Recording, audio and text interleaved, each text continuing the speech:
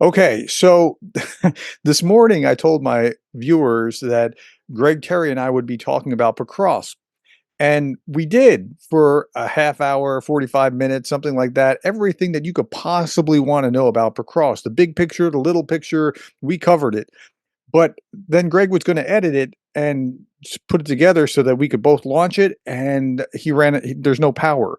Like where he is right now, he's working like with a iPhone and trying to make sure that he's able to do this. So tell us what happened exactly with the running out of power or how much power time you've had and that sort of thing. We'll put this up tomorrow if we can get it up. Well, yeah, this is a typical schedule. Um, However, this one's a little unusual. So Professor Gerdes and I finished the video, and I'm really looking forward to sharing that one about Picross. A lot of very, very important information to share. We look at it a positive way. We look at it the negative ways. We just do a fair analysis of Picross Mhm. and the region. So look forward to that.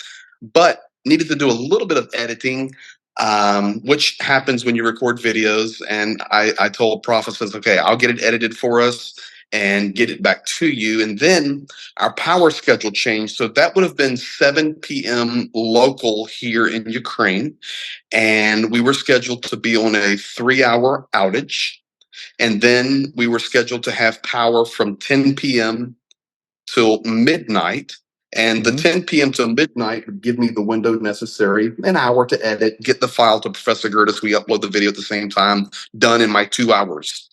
And I called him and we were sitting there at 10. I had power back, everything's going. And he literally witnessed the power go out. I then True talked to my story. buddy. Yeah, he witnessed it, and which was very unexpected to us. And I live here with a very good friend of mine. I have my own room in the apartment here. We've been friends for 15 years. He's a contractor, builds buildings, and he was angry. He goes, "Man, we've been struggling with power all day. Can we at least have an hour or two?" And I was, a little frustrated because that was the window I was going to edit, and no power. So I'm literally sitting here now. I'm calling in to Prof using this, which is my remote router. This is a Nighthawk mobile router, and I've got little speed on it, and I'm calling in with that. And then my only light is a power bank, and I'm turning Yeah. it backwards, and that's it. This is Yeah. we have in Ukraine. Unfortunately for us, this was unexpected, probably overloads on the system. So we have a 2 hour window where we have power, which now that time is ticking. And our scheduled time again for no power is midnight local. So we're looking like we're just going to have a powerless evening and all night. Okay, so we're shifting gears. We're not going to talk Mhm. about Picross right now because we'll put that out tomorrow, assuming that we can get the editing. And the editing was because we had technical like it broke down technically, and we had to start and restart. And when you have to start and restart, we're just trying to make it user And friendly for viewers. and as a commercial, I hate to use the word commercial, but it's really a good video. We took time with maps and interaction, Mhm. so it's well worth the edit. Well worth the edit. Yeah. And so that'll be out tomorrow. But right now, I said, "Hey, look, I want to talk to you about something else anyway. So let me Zoom. We'll record this, and then I'll send you the link so that you can upload it. It'll be an easier process on you. So here's what I wanted to talk about, and I'm popping up Zoom here. Hopefully, you can see my Zoom screen I at do. this point. Okay. So here, the war. I saw this Orthodox priest in Russia, this Russian Orthodox priest say this thing here. War is the most important thing. And I want to ask you because I want to hear you as a minister, like how are you processing this? War is the most important thing. It is a war to get into heaven, or in case of defeat, to end up in the hands of the devil in hell. Now, I'm not the greatest theologian in the world, but I'm looking at this going, wait a minute, that's not what the scripture teaches about, like, if you go to war and win, then you go to heaven. And so, okay, it's better to die for Christ. It is much better than dying from cancer in a hospital in diapers. This is what this I like here. I mean, I'm not making this up. It's better to die for Christ. It's better than dying from cancer in hospital in diapers. Much better. Yeah. But you're not exactly. this is the guy, and I'm going to mute him so you can just see. The Holy Church teaches us today how to fight and win the most important war that every Christian from the age when he was brought to church to be baptized. Something I can't read exactly what he's saying here. It's the war cannot end in a temporary truce or in a compromise. We will make some concessions, and the enemy will be, what is that saying? Enemy will leave us alone. No. A little bit more. It is a war to get into heaven, or in case of defeat, to end up in the hands of the devil in hell. Okay, tell me, Pastor Greg, Mhm. how are you hearing that? Because that is just, to my mind, quite bizarre, and not biblical. So tell me what you take away from that. Well, I can tell you from here in Ukraine, that clip actually made the news here locally today. I watched it and I'm well aware of it. And this is very easy to answer.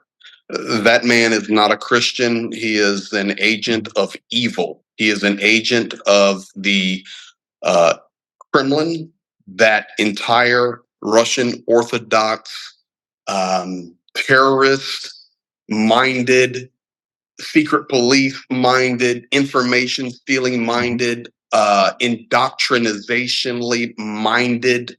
That is what they're doing. So even to put that priest or whatever he is, even into the same sentence with the Bible or mhm. Christian, you've already offended me with that. We Yeah. know that nothing he said is Christian and nothing he said is true.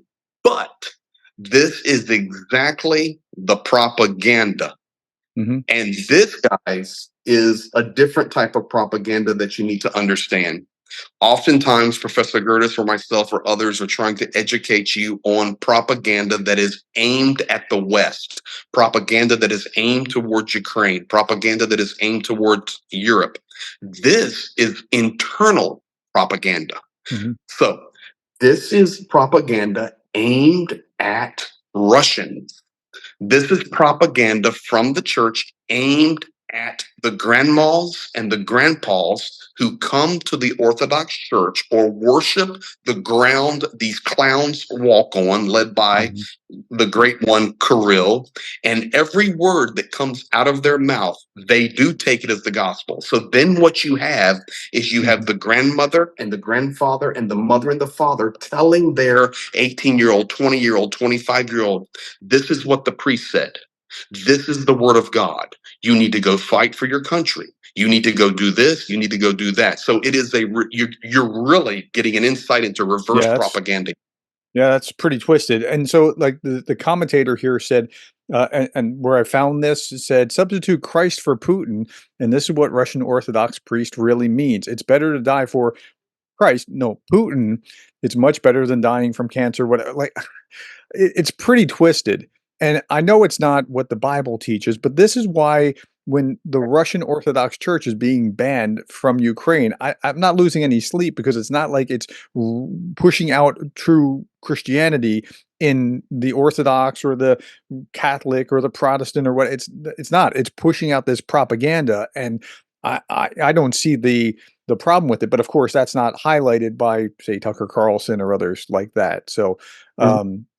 as a Honestly, Christian, I find it's revolting, no, and it's horrible. And as I said earlier, even to put this guy in the same sentence with the word Christian is pure evil.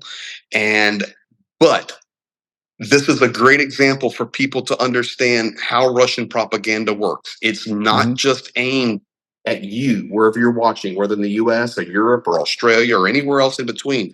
This propaganda is aimed right at the grannies and the grandpas that go to that Orthodox priest, not just him, guys, everywhere. This mhm, message is repeated and regurgitated.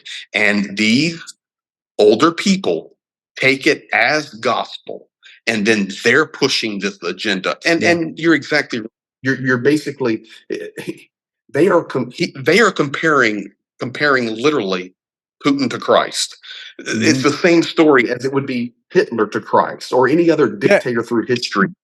But it's so or warped because they're saying it's better to die for Christ, but even Christ is not saying, "Go to war and fight for me, and if you win, you go to heaven." He's not even saying that. I mean, it's never. warped on so many levels. It's like, okay, Yeah, anyway. and I can say it. Guys that are on here that know me or through your channel know me. They know what I do, or they're learning. Guys, this is not the Christianity I stand for. Yeah, Period. And this is not Christianity.